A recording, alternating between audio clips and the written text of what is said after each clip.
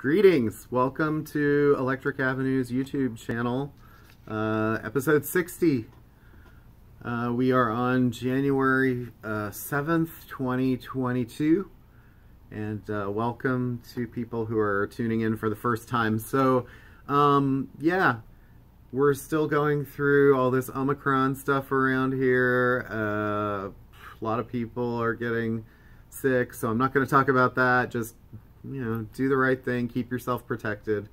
And we just had a little snowstorm too, not a big deal, but these are the things that people in retail environments have to deal with all the time, people who have jobs that they have to get to. So anyway, I figured that today I would just give you a little bit of a rundown of some of the new things here and some of the things that are on the way.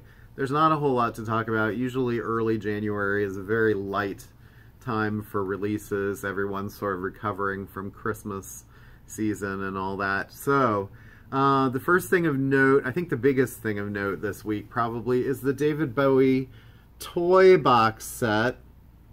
Happy birthday, David. You would have been 75 this week. What a bizarre album cover this is.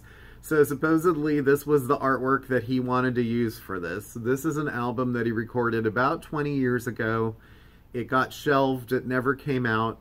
He was working on the Heathen album shortly after. Had some sort of like fallouts with the record label that he'd been on, EMI, through the 90s. And he was switching over to Sony.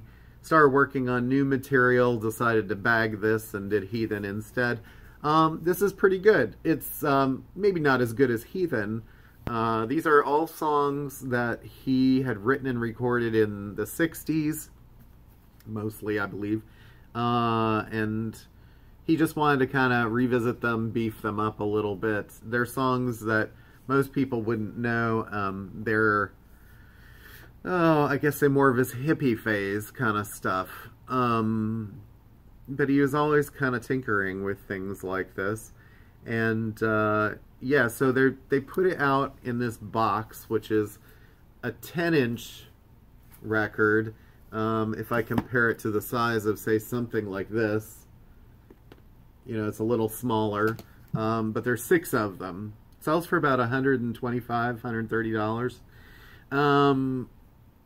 So this actually was released in the Brilliant Adventure box set that came out in November as a standalone album. So if you don't want this, which has all these extras, there's 2 records of, well, actually 4 records of extras in here. Alternatives and extras, and unplugged and somewhat slightly electric, which are basically all different versions of the same songs of the album. Yeah, so you could get that box set on its own, but it was $400 for 18 records.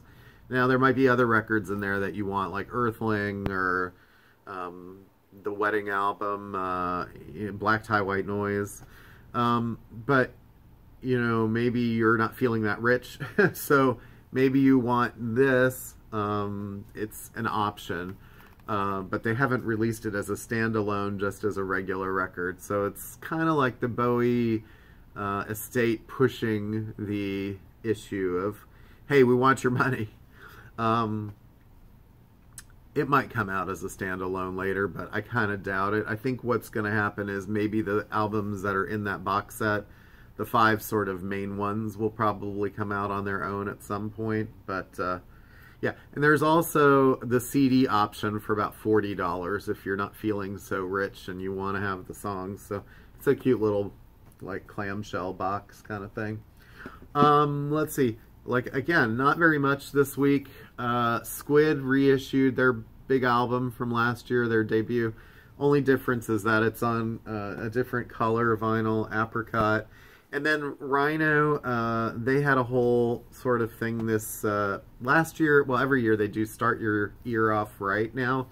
And I don't know. I was shocked when they said that they were doing this, because last year they did Rocktober, which is the other one that they do, and it was kind of a fiasco because most of the things on there either didn't get out to stores or got out in very little quantity. Like the Echo and the Bunnymen, I think people hardly saw those in the US anyway. So for them to not finish doing those and then skip ahead to this next one was like, okay. And then, of course, the first one, it's like you look at it and you go, well, don't a lot of people have this already? Which is a-ha's Hunting High and Low. Now, if you want Take On Me, I mean, it's on here, right? And I think the thing that's good about this is that recently the price of the import of this album jumped from $30 to $55. So to get a $23 version of, you know, the actual album pressed in the U.S., with Rhino is probably a better deal. These are all supposedly limited too. So Aretha Franklin's Sparkle soundtrack, this she worked on with Curtis Mayfield from back in the early 70s. That's going to be sort of tough to find, as are these. This one I don't think is going to be around for very long. In fact, it might not even be here by the time this video airs. But Lost in Translation soundtrack on black vinyl. We just got a few, and then once they're gone, it looks like. Also, one I haven't seen, I don't know if I've ever seen it, is Juno soundtrack on green vinyl. The cool thing about this is that not only was Juno a pretty good soundtrack, but interesting, the very last track here, they've already changed it to Michael Cera and Elliot Page. And so they've changed the Ellen. And I don't know how I feel about that, because I feel like at the time that this was done, Elliot was still Ellen. So, you know, are we going to be like changing things of the past because the person has sort of changed their identity? That's a whole question of another video for another day. So anyway, and then CD-wise, there wasn't too much. There's BT's new record, Metaversal. BT's an electronic producer from Baltimore. And Tom Morello, the next part of Atlas Underground. This is Flood. I don't. These haven't come out on vinyl yet, and he's got people like ex-ambassadors, Rodrigo Gabriela, Jim James, Nathaniel Rateliff, I see, Kirk Hammett, Alex Lifeson, Ben Harper. There's a few, like, it's kind of a mix of people, as was the last one that had Eddie Vedder on it. So, alright, so that's really all I have to show you. There was supposed to be a My Morning Jacket Okonokos reissue and a deluxe one, and that hasn't shown up yet. News-wise, today starts the stream of the new Weekend album that was just surprised announced earlier this week, called Dawn FM. So again, we're in this situation where an album comes out, and then the CD might come out within a couple of weeks or so, and then the vinyl will trail months later. And you could say, well, it's about getting it made in time. There's that. I think sometimes they know that these things are coming, so they may have them made or scheduled, and they choose to do it this way to give the album a bit of a boost later on. So the CD for Dawn FM by the Weekend comes out January 28th, and the vinyl does not come out until April 29th. So that's after Record Store Day. That's a long ways away in my mind, but I guess the last one, After Hours, was probably a similar situation. I know his Highlights Greatest Hits album was a few months, maybe several months after the CD came out. And, you know, with some hip-hop things, you don't even see them on vinyl ever. I'm still waiting for the new Tyler, the Creator. And Igor's been out of stock for a while. There's, who knows what's happening with Kanye West. I don't know if Donda's ever going to see officially a release. It's weird to me that these guys don't want the actual, you know, retail money out of these things. Because as much as they complain about money, you'd think that they would want them, but I don't know. Whatever. And then another one on the indie side, Fleet Foxes, their Very Lonely Solstice live album, which I think is scheduled to stream this month, if it's not already. That is now not coming out on vinyl or CD until May 27th. So think Memorial Day.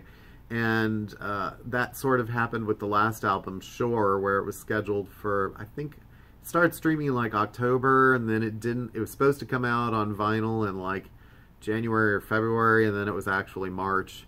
So, yeah, sometimes these things have a long lead time now. And again, I don't know how intentional that is. But speaking of Bowie, another thing that we were supposed to get and it hasn't shown up yet is a picture disc of Hunky Dory, which is the 50th anniversary celebration of that album. You know, they could be doing box sets of that and Ziggy Stardust, and they would probably fly off the shelves. But I don't know if the problem is getting them manufactured or what they would put on them. So who knows with that. Also, they are reissuing Bowie's Low. That was a kind of surprise release for indie stores only. There's an orange vinyl edition that will be coming out next week. And those, I assume, will be fairly limited as the other color vinyl have been for him.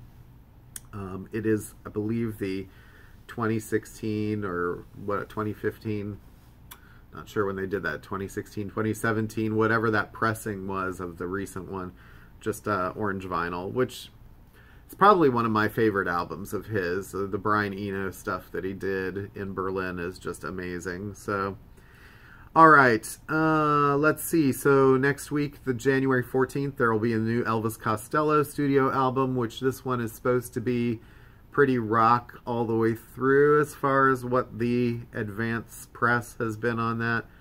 Unlike the last record, which had sort of a rock single and then the album was more varied.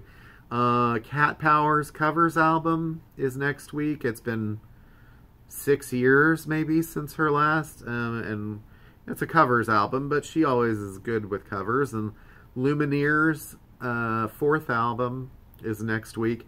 They've already allocated the special edition of that, so we aren't getting nearly as many as we'd hoped, and I think most people are in that boat.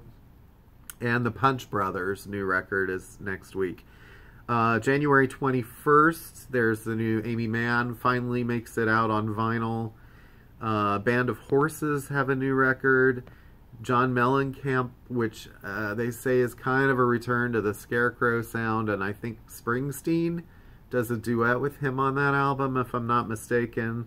Also, Keb Mo and Aurora. There is a Jackie McLean reissue of the Blue Note classic series, Destination Out, and Saint Etienne's Foxbase Alpha, the 30th anniversary edition of that, which is on green vinyl. January 28th, the Summer of Soul soundtrack makes it out onto CD. Ugh, where's the vinyl? Where's the vinyl? Yeah, I'm sure that that will come eventually. It seems like it's cut down from what was the actual concert because they're trying to fit it onto a single CD or double CD, something like that. It's not like a whole concert, so although that would probably sell too.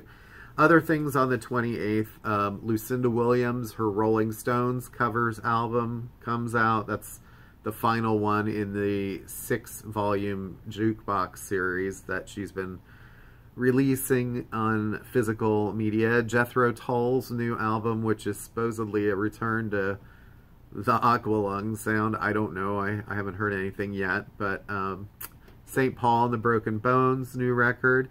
There's a new record from Urge Overkill. It's been a long time for them. A new Eels album. Pine Grove, which keep trying to rehab their image after some issues.